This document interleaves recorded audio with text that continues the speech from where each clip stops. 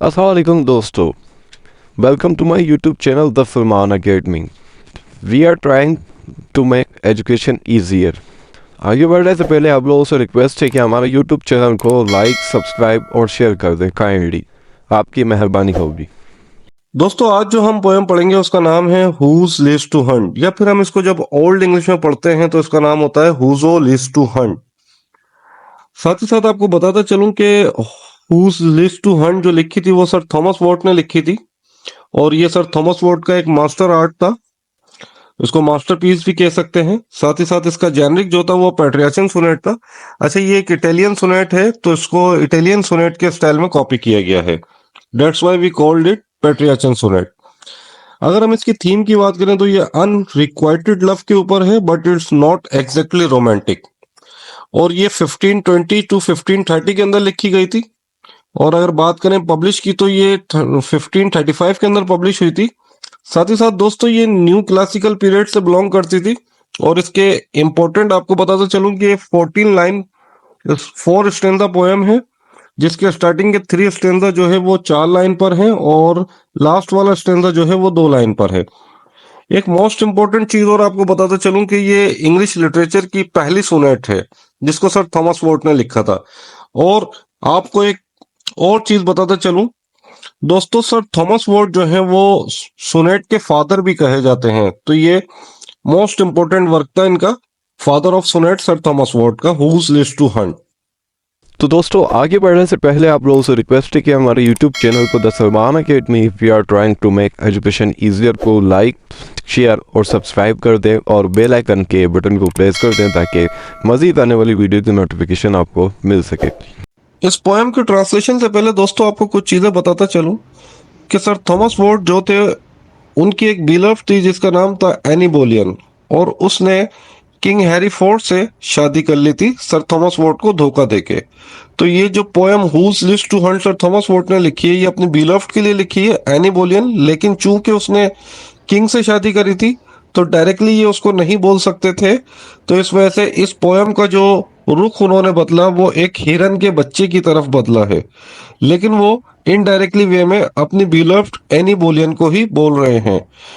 लेकिन जब king Harry fourth को पता चला था कि सर थॉमस वॉट और एनी बोलियन का अफेयर था तो उन्होंने सर थॉमस वॉट को जेल में डाल दिया था। ये इंपॉर्टेंट चीज है, इसको नोट कर लीजिएगा। आइए चलते हैं हम इस पोएम की ट्रांसलेशन की तरफ। तो आइए दोस्तों इस पोएम की ट्रांसलेशन की तरफ चलते हैं और इस पोएम को हम समझते हैं कि इस पोएम में सर थॉमस वॉट ने क्या कहा है। तो स्टैंजा नंबर 1 पे चलते हैं। स्टैंजा नंबर 1 में सर थॉमस वॉट कहते हैं whoso lives to hunt I know where is an hint. अब ये हंट का जो मतलब है यहाँ पे, हंट का मतलब बनता है पीछा करना, हुजो का मतलब कौन है, और हिंट का मतलब जो बनता है वो यहाँ पे बनता है हिरनी का बच्चा। तो इसकी ट्रांसलेशन बनती है कौन है अब जो पीछा करने की कोशिश कर रहा है, और मुझे पता है कि वो हिरनी की बच्ची अब कहाँ है। बट एज फॉर मी हिलास, हिलास का मतलब यहाँ पे बनता है कि बेकार, कोई फजूल सी चीज। एंड आई मे नो मोर, मतलब अगर मैं अपनी बात बताऊं तो मैं इसके लिए बेकार रहा। The vain travel had worried me so sore I am of them that farthest come behind. मगर मैं अपनी बात बताऊं तो मैं इसके लिए बेकार रहा, और अब मैं और ज्यादा इसका पीछा नहीं कर सकता। मैं उन लोगों में से हूं जो इसके पीछे बहुत दूर तक गया मगर मुझे कुछ हासिल नहीं हुआ। साथ ही साथ दोस्तों स्टैंजा नंबर 2 पे हम चलते हैं। स्टैंजा नंबर 2 में सर थॉमस वॉट कहते हैं कि मेरी सारी मेहनत बेकार हुई और मैं थक चुका हूं इसका पीछा करते करते। एक वक्त था वो जहां जहां वो गई मैं इसका पागलों की तरह पीछा किया करता था, मगर अब मैंने इसको छोड़ दिया है, और इसको पकड़ना ऐसा है जैसे हवा को एक जाली के पिंजरे में कैद करना। साथ ही साथ दोस्तों स्टैंजा नंबर 3 की बात करें तो स्टैंजा नंबर 3 में सर थॉमस वॉट कहते हैं कि कौन है अब जो पीछा करने की कोशिश कर रहा है।